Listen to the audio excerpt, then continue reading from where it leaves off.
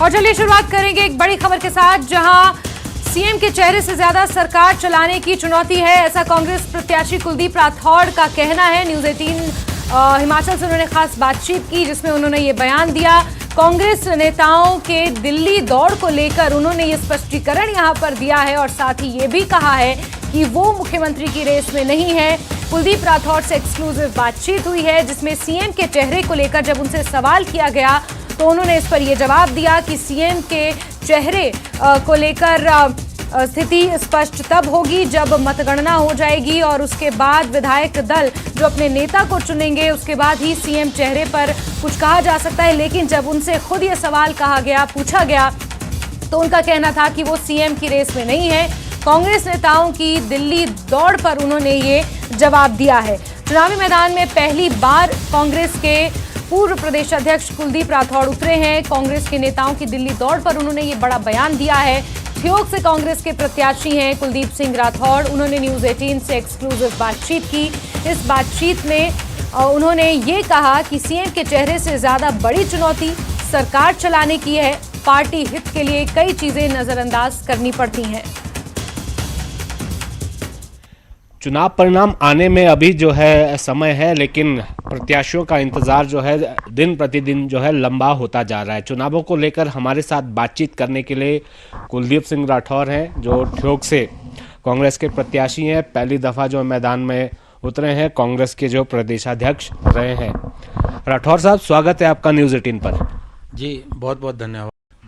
जरा पहले तो आपसे ये समझना चाहेंगे, लंबा समय आपको 40-42 साल हो गए, आपको उससे ज़्यादा का समय हो गया पार्टी में। पहली बार आप चुनाव मैदान में हैं, क्या अनुभव है और क्या अब आपको लग रहा है कि संगठन चलाना और चुनाव लड़ना कितना अंतर है, क्या अनुभव है आपका? देखिए, ये आपने सही कहा कि ये मेरा पहला चुनाव है। उसका कारण ये रहा कि हमारे क्षेत्र से एस्टेब्लिश लीडरशिप रही है। पहले JBL खाची जी रहे, फिर श्रीमती विद्या स्टोक जी रही हैं, तो उनसे मेरे बहुत अच्छे संबंध थे। तो मैंने कभी उनके खिलाफ टिकट मांगा नहीं। लेकिन इस बार ऐसी परिस्थितियां थी कि श्रीमती विद्या स्टोक जी जो है राजनीति से लगभग रिटायर हो चुकी हैं, तो पार्टी के कार्यकर्ताओं का बहुत दबाव था मुझ पर। ज़रा ये भी आपसे समझना चाहेंगे कि आपका पहला चुनाव है, आपके पास जिम्मेदारी प्रदेश अध्यक्ष की थी। वहाँ भी टफ विकेट आपको मिली, लेकिन फिर परिणाम अच्छा रहा। लेकिन जैसे आप चुनावी मैदान में उतरे तो वहाँ तो बाउंसर आप पर जो है बाउंसर आ रहे हैं। आप ही की पार्टी के बागी जो है मैदान में है।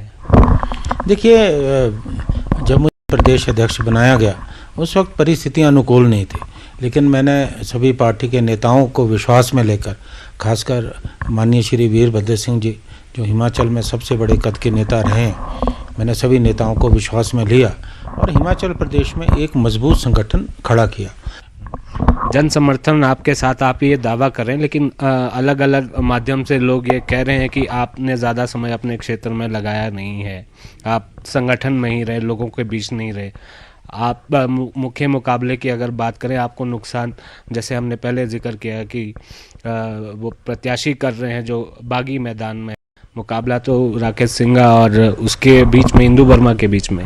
देखिए, ये बात सही है कि मैं ज़्यादा समय जो अपने क्षेत्र में नहीं रहा। अब मैं कांग्रेस पार्टी का अध्यक्ष था, तो मेरे ऊपर जिम्मेवारी थी कि मैं हिमाचल प्रदेश में कांग्रेस पार्टी को मजबूत करता। या तो मैं प्रदेश में कांग्रेस पार्टी को मजबूत करता या अपने क्षेत्र में अपने को मजबूत करता। तो मेरी प्राथमिकता जो है वो पार्टी को मजबूत करने में थी और उस दिशा में मैं कामयाब हुआ। हिमाचल प्रदेश में एक मजबूत संगठन मैंने अपनी लीडरशिप में, जब मैं पार्टी का अध्यक्ष था, खड़ा किया। You are very lucky.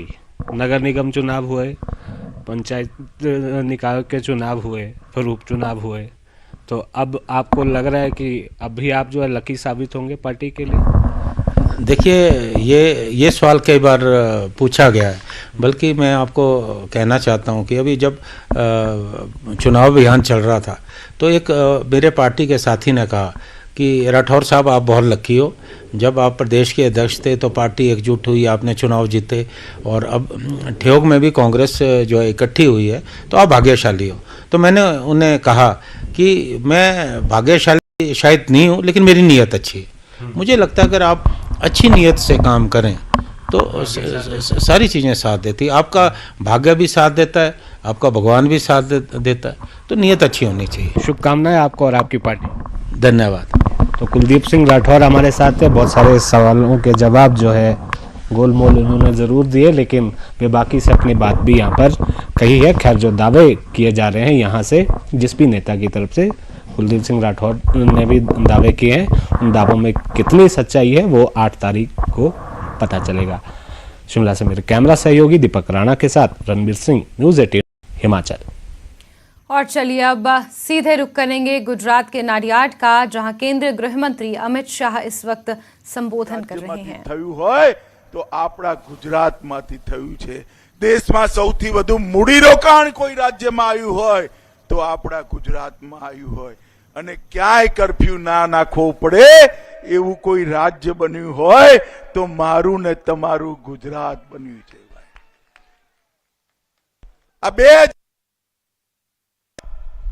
Congress आदत पाड़ी थी એટલે રમખાણ થયા હતા, પણ 2002 માં એવો પાઠ શીખવાડ્યો કે ખોડ ભૂલી ગયા, 2002 થી 22 સુધી નામ ના લે સર।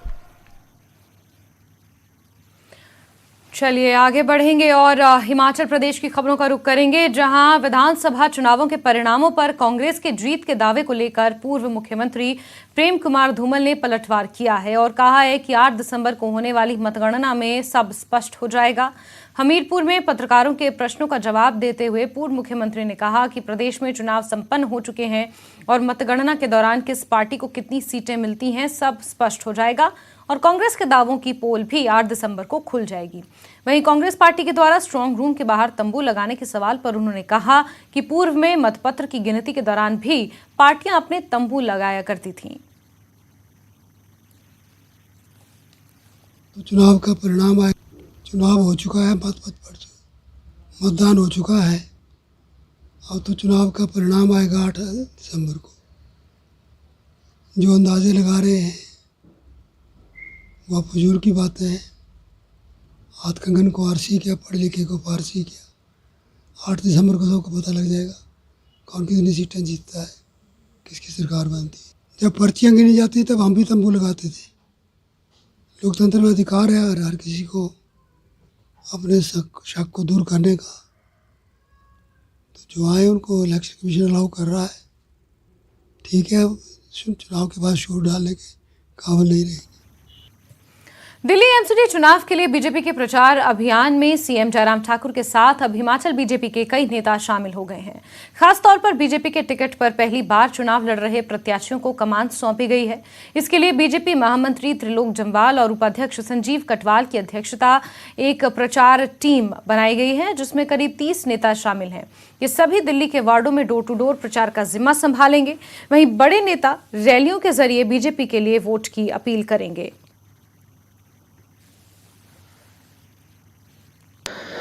दिल्ली एमसीडी के चुनाव चल रहे हैं और वहाँ पे जो चुनाव हिमाचल प्रदेश प्रांत के संयोजक है वो माननीय त्रिलोक जम्वाल जी रहेंगे और वो प्रदेश के महामंत्री भी है और बिलासपुर सदर से चुनाव भी लड़े थे। सह संयोजक के रूप में संजीव कटवाल जी कार्य करेंगे और उनके साथ जो है 25 से 27 लोगों की एक टीम जो है वो दिल्ली में काम करेगी।